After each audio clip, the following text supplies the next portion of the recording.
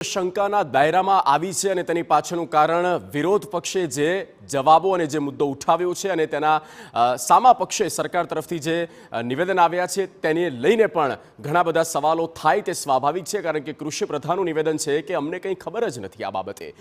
ચર્ચાને આગળ વધારવી છે. મારી સાથે જે પેનલિસ્ટ જોડાઈ ચૂક્યા છે, સૌથી પહેલાં તેમનું ઇન્ટ્રોડક્શન કરાવી દઈએ. કોંગ્રેસનો પક્ષ રાખશે મનહરભાઈ પટેલ અને હિતેન્દ્રભાઈ પટેલ, ભારતીય જનતા પાર્ટીના નેતા, બંનેનું સ્વાગત છે TV9 પર. સૌથી પહેલા સવાલ હિતેન્દ્રભાઈ, આપનાથી શરૂઆત. રાજ્ય સરકારમાં બેઠા છો, જે પણ કંઈ થયું તેની પાછળ હકીકત આપને શું લાગે છે? શું ખરેખર આ સહાય પૂરતી હતી, પૂરતી જ આપવામાં આવી છે કે પછી ખરેખર ના, અહીંયા ભૂલ તો થઈ છે? હકીકત શું છે?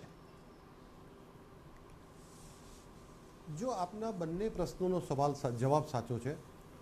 ખેડૂતોને જેટલા પણ પૈસા, જેટલી પણ સહાય કે જેટલી પણ સબસિડી આપે એટલી ઓછી છે. ખેડૂતનો અધિકાર છે, જગતનો તાજ છે ખેડૂત. એનો માગવાનો પણ અધિકાર છે, સરકારની આપવાની જવાબદારી છે. જેટલું આપીએ એટલું ઓછું પડે. અહીંયા સવાલ છે કે નેશનલ જે NDRF અને SDRF, એટલે આપત્તિના સમયમાં ખેડૂતને પૂરક બનવા માટે, એને ગયેલા નુકસાનના વળતર માટે નહીં, એને પૂરક બનવા માટે આગામી જે સિઝન છે એમાં ખેતી કામ કરવામાં મદદરૂપ થવા એટલા માટે રાષ્ટ્રીય સ્તરેથી national disaster relief management fund અને state disaster relief management fund એના માધ્યમથી ખેડૂતોને સહાય કરવાની એક યોજના છે. આ માટે રાજ્ય સરકારોની જવાબદારી નક્કી થયેલી છે. રાજ્ય સરકારો પોતાના રાજ્યમાં બનેલી નેચરલ કેલામિટીમાં ખેડૂતોને પૂરક બનવા માટે રાષ્ટ્રીય ધોરણે અને રાજ્ય ધોરણે જે સહાયના ધોરણો નક્કી થયા છે, જે નોર્મ્સ નક્કી થયા છે, એના આધારે સહાય કરતી હોય છે. બરાબર. કેન્દ્ર સરકાર નિયમિત રીતે તમામ રાજ્યોને એના વસ્તીના ધોરણો, ભૌગોલિક સ્થિતિને આધારે એને આ પ્રકારનું ફંડ ચોક્કસથી રિવોલ્વિંગ તરીકે અગાઉથી આપી રાખે છે. ભૂતકાળમાં આયોજન પણ થતું ત્યારે આ ઘટના બને એટલે આપણે માગવા જવું પડતું હતું. બંને મોદી સાહેબની સરકાર આવ્યા પછી નીતિ આયોગની રચના થઈ એટલે આવનારા 5 વર્ષ માટે કયા રાજ્યને કેટલી આપત્તિ વ્યવસ્થાપનની સહાય મળશે એ નિશ્ચિત છે અને નિયમિત રીતે મળતી જાય છે. કોઈ પણ રાજ્યમાં આવા પ્રકારની ઘટના બને કે ન બને પણ નિયમિત રીતે સહાય તો મળતી જ હોય છે અને એની ગાઈડલાઈન પણ કેન્દ્ર સરકારે રાજ્યોને આપી છે કે આ ગાઈડલાઈનમાં આવતું હોય. હા, મને લાગે છે ઘણું તમે કહી રહ્યા છો, બધી વાત આપની બરાબર હશે. સમયનું મર્યાદા હોય છે એટલે મારે બહુ જ કટ જવાબ આપનો જોઈતો હતો કે કેન્દ્ર સરકારે શા માટે એવો જવાબ આપ્યો કે રાજ્ય સરકાર તરફથી અમને તો કોઈ આવેદન આવ્યું જ નથી, અને જો આવેદન આવ્યું હોત તો એ તો ખેડૂતોના હિતમાં હોત ને, તો આ ખિલ્લી કોણે નાખી છે? હું એ જ વાત કરું છું. આપે માન્ય શક્તિસિંહભાઈનો જે એમનો પ્રશ્ન હતો એના જવાબમાં છેલ્લી લીટીની આપણે ચર્ચા કરીએ છીએ, એની પહેલો પેરેગ્રાફ છે, અમે એવું લખ્યું છે કે આપત્તિ વ્યવસ્થાપન એ રાજ્યોની જવાબદારી છે. આપત્તિ વ્યવસ્થાપન એ રાજ્યોની જવાબદારી છે. આપના માધ્યમથી કોંગ્રેસ પાર્ટીના આગેવાનોને ખબર પડે એટલે ભાર દઈને બોલું છું કે એના પહેલા પેરેગ્રાફમાં લખ્યું છે કે આપત્તિ વ્યવસ્થાપન એ રાજ્યોની જવાબદારી છે. રાજ્યોને આવું કામ કરવા માટે કેન્દ્ર સરકાર નિયમિત રીતે ફંડ આપે છે અને એની ગાઈડલાઈન પણ નક્કી કરી છે કે 12 પ્રકારની આવા પ્રકારની આપત્તિમાં એને પૈસા આપવાના અને કેટલા આપવાના. તો પ્રતિ હેક્ટર આટલા પૈસા આપવાના. જો એ પિયત હોય તો 8,500, બિન પિયત હોય તો 17,000, બિન પિયત હોય તો 8,500. એક ખેડૂતને 2 હેક્ટરની મર્યાદામાં આપવાના અને રાજ્ય સરકારના આકલન પ્રમાણે જે તાલુકામાં, જે ગામમાં 33% કરતાં વધારે નુકસાન થયું એને આપવાના. આ ગાઈડલાઈન છે. એ 12 પ્રકારની કેલેમિટી અને સહાયના ધોરણો નક્કી કર્યા છે. એને સહાય પણ એડવાન્સમાં મળે છે. એના બીજા પેરેગ્રાફમાં લખ્યું છે કે જ્યારે રાજ્ય સરકાર પાસે જે ફાળવેલું ફંડ છે એ પૂરતું ના થાય અથવા એ ફંડ કરતાં વધારે ફંડની આવશ્યકતા લાગે, અતિ નુકસાન થયું હોય, ખૂબ મોટી કેલામિટી આવી હોય, ત્યારે રાજ્ય સરકારે કેન્દ્ર સરકારને આવેદન કરવાનું કે અમારા રાજ્યમાં આવી ઘટના બની છે અને આટલો મોટો ખર્ચો થાય એમ છે, એટલે આ પ્રમાણે પૈસાની જરૂર છે. તો કેન્દ્ર સરકાર એની ટીમ મોકલે છે, એ ટીમ સર્વે કરે છે, પછી આપણે નુકસાનના અંદાજો મોકલીએ એટલે આપણે એને પૈસા આપવાના થાય છે. પણ અહીંયા આ કેસમાં હા. જે કેસ માટે આપણે ચર્ચા કરીએ છીએ હા. એ કેસ માટે તો 1770 કરોડનું પેકેજ ડિક્લેર થઈ ગયું છે અને 90% એની ચૂકવણી થઈ ગઈ છે. એટલે માન્ય 1419 અને બીજા શક્તિસિંહ ખૂબ 350 વિદ્વાન માણસ કે છે, આપનો point હું પણ એમને સમજી ગયો. વિનંતી એટલી હતી કે એમને રાજ્ય સરકારને પૂછવાનું હતું. ઓકે, જે પ્રશ્ન એને રાજ્ય સરકારમાં પૂછવાનો હતો પણ એકમાત્ર બચ્યા છે અને એમને ત્યાં તક મળે બોલવાની, એટલા માટે આ ખેડૂતોના ખભે બંદૂક મૂકી અચ્છા. અને ત્યાં વાહિયાત પ્રશ્ન ઠીક છે, પૂછી હવે લીધો આપણે અને એને ખેડૂતોને political- ગેરમાર્ગે દોરવાનો પ્રયાસ કર્યો. પોલિટિકલ આપણે ના જઈએ તો સારું છે. હિતેન્દ્રભાઈ, શરૂઆત છે જે ચર્ચાની, મનહરભાઈનો પહેલો ટેક લેવો છે. હિતેન્દ્રભાઈની વાત પરથી એક વાત સ્પષ્ટ થઈ ગઈ મનહરભાઈ, કે અમને લાગે, રાજ્ય સરકારને લાગશે કે જરૂર છે તો એનડીઆરએફના દરવાજા ખખડાવીશું, એટલે કે એનડીઆરએફ ફંડ લઈશું. અત્યાર પૂરતી તો જરૂરિયાત લાગતી નથી. એટલું મોટું નેચરલ કેલામિટીસ નથી, એટલા મોટા ડિઝાસ્ટર નથી કે ત્યાં સુધી જવું પડે. 1419 ને બીજા 350 જે હતા પહેલા આપ્યા હતા ઓગસ્ટમાં, એ એટલું પૂરતું છે એવું એમનું કહેવું છે. જગદીશભાઈ, હું રાજકીય પરિપ્રેક્ષમાં હું વાત નહીં કરું, હું સીધી સ્પષ્ટ વાત કરીશ કે જે હિતેન્દ્રભાઈ જે બોલ્યા એ કૃષિ મંત્રી નથી બોલ્યા, અને જે હિતેન્દ્રભાઈ બોલ્યા એ કેન્દ્રના મંત્રીએ જવાબ નથી આપ્યો. પ્રશ્ન અહીંયા તમે સમજવાનો પ્રયત્ન એ કરો કે ગુજરાતની અંદર આપતકાલીન પરિસ્થિતિમાં જે ખેડૂતોની આર્થિક બરબાદી જનતાની થઈ છે એના માટે શક્તિસિંહજીએ રાજ્યસભામાં સીધો સવાલ પૂછ્યો કે અહીંની જે પરિસ્થિતિ છે એ ગુજરાતની સરકારે તમને અહેવાલ આપ્યો, એમાં કેટલા નાણાં તમે માગ્યા, અને એના બદલામાં બીજો સવાલ એ પૂછ્યો કે તમને નાણાં કઈ કેન્દ્ર સરકારે આપ્યા. હવે આ બેની પ્રશ્નની જવાબની અનુભૂતિ આપણને કાંઈ પણ થઈ તો સરકારે આપણને એમ કહી દેવાનું જરૂર હતી.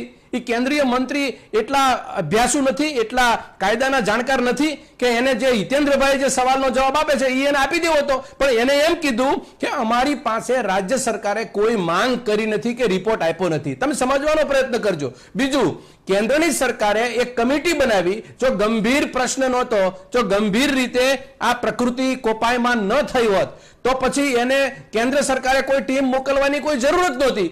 એની બદલીમાં 12 સપ્ટેમ્બરથી 14 સપ્ટેમ્બર સુધી કેન્દ્રની ટીમ મોકલી છે. ટીમ મોકલ્યા પછી જે સરકારે, જે રાજ્ય સરકારે કરવાનું છે એ નથી કરી શકી. અને જગદીશભાઈ નથી કરી એટલા માટે શકી કે ગુજરાતના ખેડૂતો પ્રત્યે આ લોકો સંવેદન કેટલા છે એ કૃષિ મંત્રીના નિવેદન ઉપરથી ખબર પડી જાય કે મને કઈ ખબર નથી તો કોને ખબર પડે? તો રમતગમત મંત્રીને પૂછવાનું, કૃષિ મંત્રીને નહીં પૂછવાની, કૃષિની વાતની ખબર ન હોય તો કોને? આરોગ્ય વિભાગને પૂછવાનું, કોને પૂછવાનું? તમે એક વિચાર કરો કે આ સરકારમાં 25 વર્ષથી બેઠા છે, છતાં આ જવાબ આપવામાં પણ આ લોકો એટલા બધા નિગ્લિજન્સી બતાવે છે. તો ખેડૂતના પ્રશ્ન બાબતે કોણ જવાબ આપશે અમને?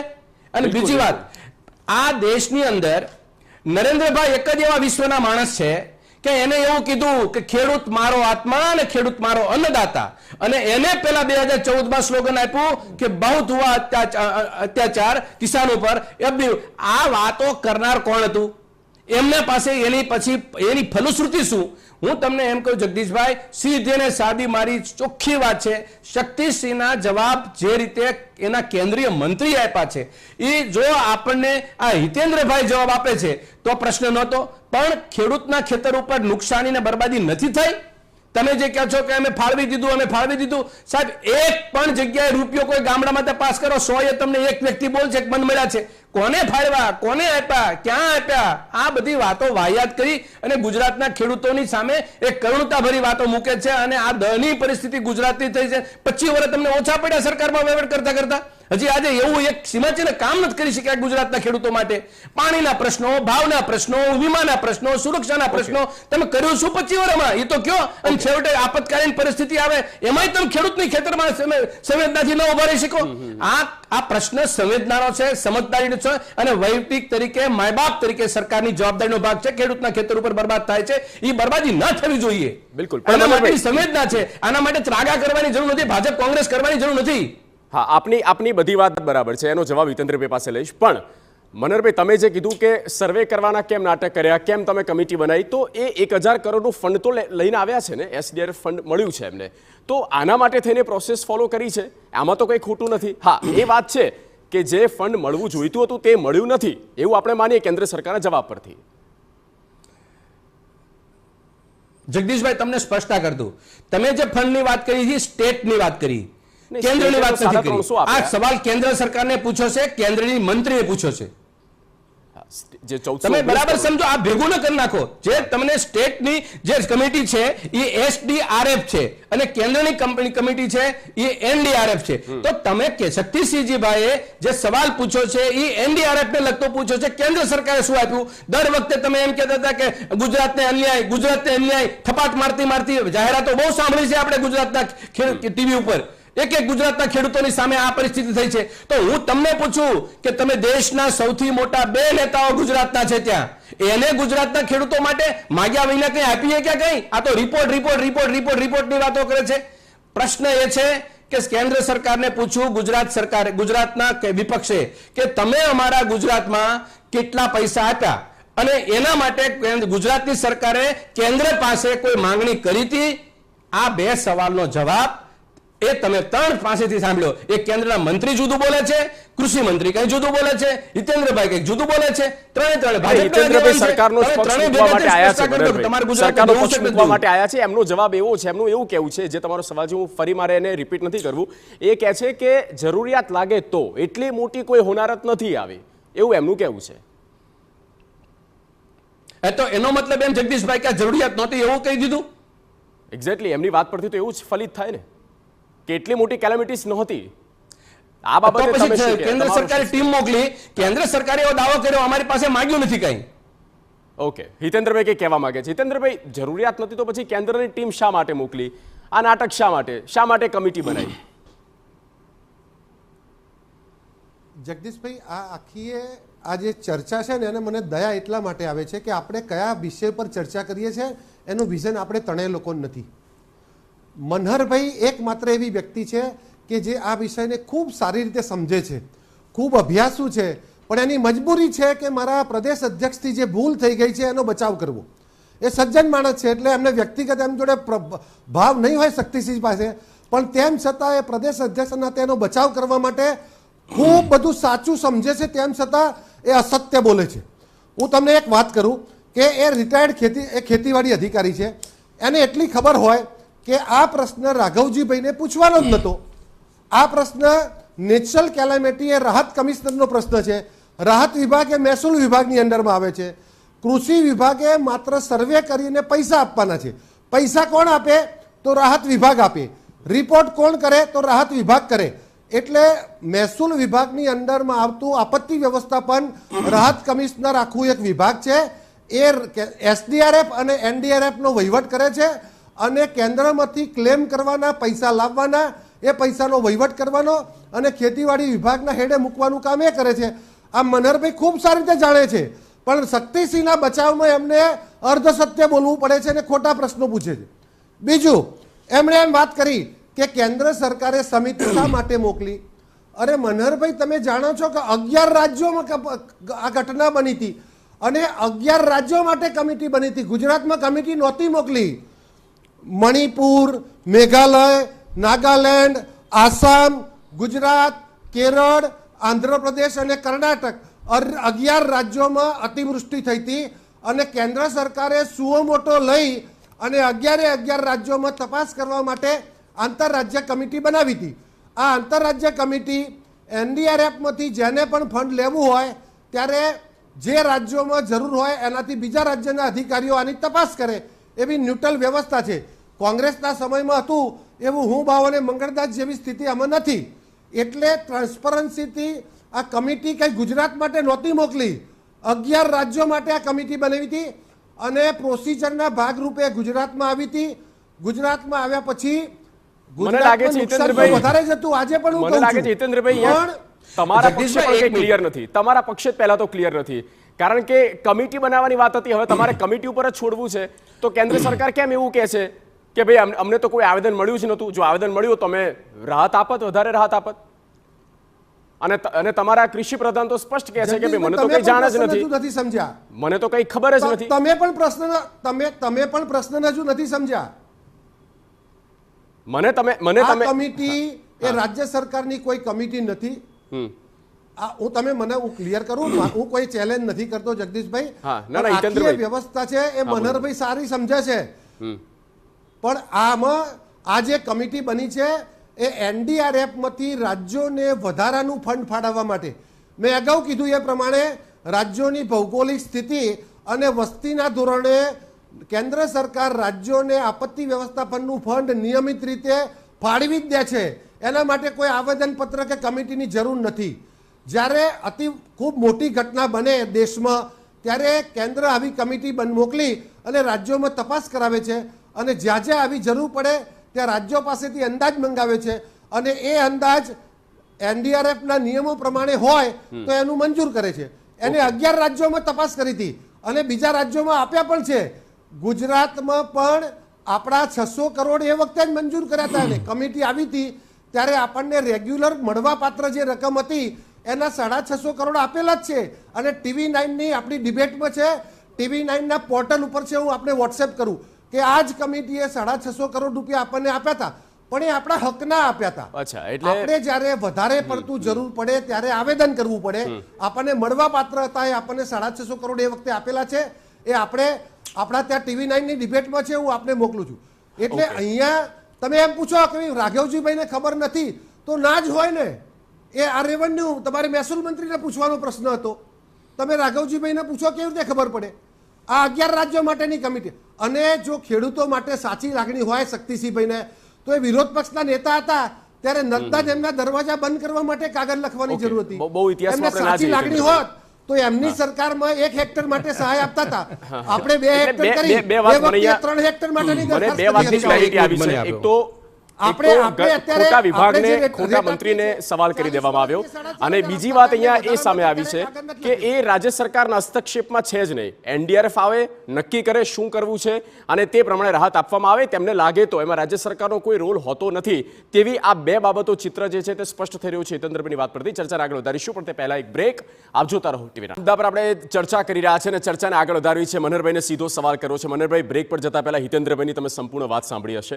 એમનું એવું કહેવું છે કે એક તો પહેલા ખોટા વિભાગને તમે સવાલ કર્યો, એટલે કે આ મહેસૂલમાં આવે છે આ કામગીરી, અને બીજી વાત એ કે એ સંપૂર્ણ એનડીઆરએફ નક્કી કરે કે આમને રાહત આપવી કે ન આપવી. એમાં રાજ્ય સરકારનો કોઈ આમાં રોલ હોતો નથી ડિરેક્ટલી. જગદીશભાઈ, મારી વાતને બરાબર સમજવાનો પ્રયત્ન ભાઈ હિતેન્દ્રભાઈ કરે કે આપણે સરકાર છે ને એ જનતા માટે માયબાપ છે અને જનતાને એની કોઈ પણ જરૂરિયાત હોય કે એની ગંભીર પરિસ્થિતિમાં માયબાપે એની સાથે ઊભું રહેવું જોઈએ. કાયદા કાનૂનને ઘડીક બાજુમાં રાખી દો. એક ઘરની અંદર એક બાળક છે, એને ઘરમાં એને સ્કૂલ માટે દફતર જોઈએ, એક બુક જોઈ છે, એ મા આપે કે બાપ આપે એનાથી કોઈ નિસ્બત નથી. એની જરૂરિયાત છે, એ જરૂરિયાત પૂરી મા બાપને કરવી જોઈએ. એ મા બાપ બરાબર સરકાર છે. ખેડૂતને એની જરૂરિયાતના સમયે તમારું એનડીઆરએફ આપે કે તમારું એસડીઆરએફ આપે, રાજ્ય સરકાર આપે કે કેન્દ્ર સરકાર આપે, એ તમારો પરિયુમાં છે.